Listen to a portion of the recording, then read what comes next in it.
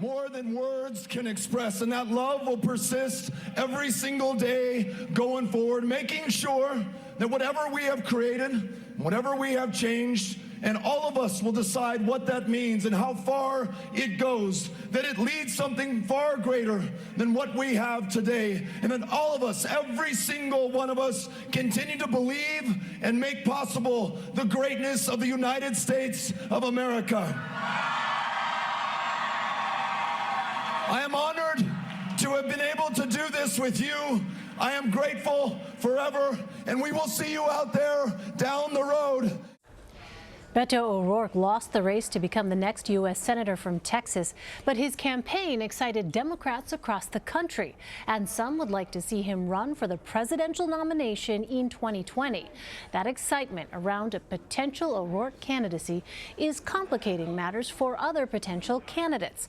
Politico reports that key donors and strategists are waiting to see if O'Rourke runs before committing to any one candidate. Politico national politics correspondent David Siders reported on this. He joins us now from Sierra Madre, California. David, this is such a fascinating issue to look at. For the Democrats that you interviewed for this piece, first of all, what makes Beto O'Rourke so appealing as a potential candidate? Well, the fact that he ran so closely to Ted Cruz in a deep red state obviously is appealing to Democrats, but I think even more so for people looking at the presidential field is the way in which he did it, and that is raising just a boatload of money, something like $70 million from a national donor base. So he looks like somebody, if you're looking at 2020, who could be ready to jump into that campaign. Well, there are more than a dozen names being floated as possible Democratic candidates. Explain to us the dilemma here for strategists and donors who are looking at where they should commit at this point. Yeah, in a traditional race, you might have a few people who would be considered front runners early in the process and bundlers, people who, aggregate money from their friends, basically, would have a friend maybe running, somebody they know and have a connection with. I think the problem for bundlers, even before Beto, was that they were looking at a field of Democrats that included, 5, 6 people that they know well. And we're concerned about how to go forward. I think what will be different in 2020 is that a lot of these major donors will be hesitant to commit initially to one candidate. So they may spread it around, help several candidates, but it's unlikely that you would see an exclusivity agreement, at least in the numbers that we saw in previous campaigns. Well, let's talk some specific names here. Joe Biden, Bernie Sanders, and Kamala Harris are some of those considering a run, reportedly. They all have established political networks. How significant a disadvantage is that for O'Rourke?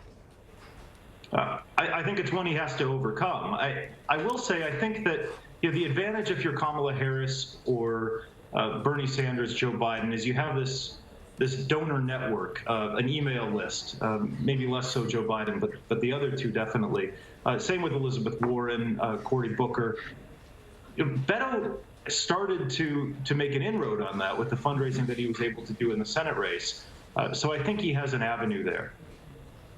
Well, as you noted, O'Rourke performed exceptionally well for a Democrat in a statewide race in Texas. But what specific evidence is there that this could turn into a successful national run? Is it all about the fundraising prowess?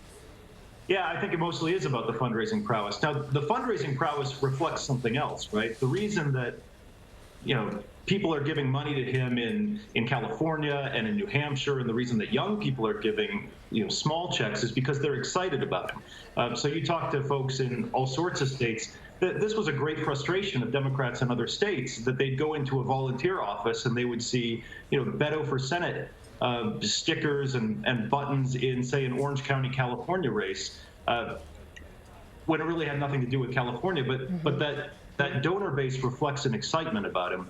So those two things do go together. Let me ask you about that, because it was so fascinating in your piece. Several Democrats used the word charisma or some version of charisma to describe Beto O'Rourke. But how does his central message compare to messages from other Democrats likely to run? It's so interesting, right? I think your question points, I think, to the similarities that most of these Democrats have. You will have a progressive lane of the 2020 primary that is just massive. It's going to include 9, 10, 11 big-name Democrats who are all unabashedly progressive. What's interesting about O'Rourke maybe is that was one of the knocks on him in the Senate campaign, was that he didn't moderate his positions to appeal to a more conservative electorate in Texas. And so by maintaining that kind of strong liberal push, he lost Texas by a couple of points, and maybe he would have lost Texas anyway. But he kept his hopes alive for a presidential campaign when you look at a primary electorate that will be much, much more progressive than the general election electorate was in Texas. So, David, what are you going to be watching for from O'Rourke in the next few weeks or months that could suggest a presidential run? I guess you wait for TMZ to catch up with him. I mean, he's one of the few candidates that TMZ will track. Yeah.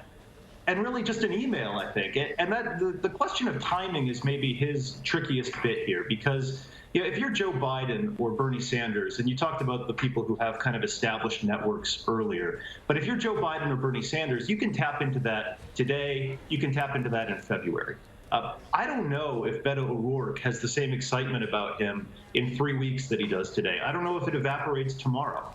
So I do think the timing is more difficult for him. If he decides that he wants to get in, he may have to move earlier than some of these other candidates. So I guess I'd be waiting for an email just like every other, 14-year-old Democratic activist. All right, we'll be watching right along with you. David Siders. David, thanks very much for your time. Really appreciate it. Thank you.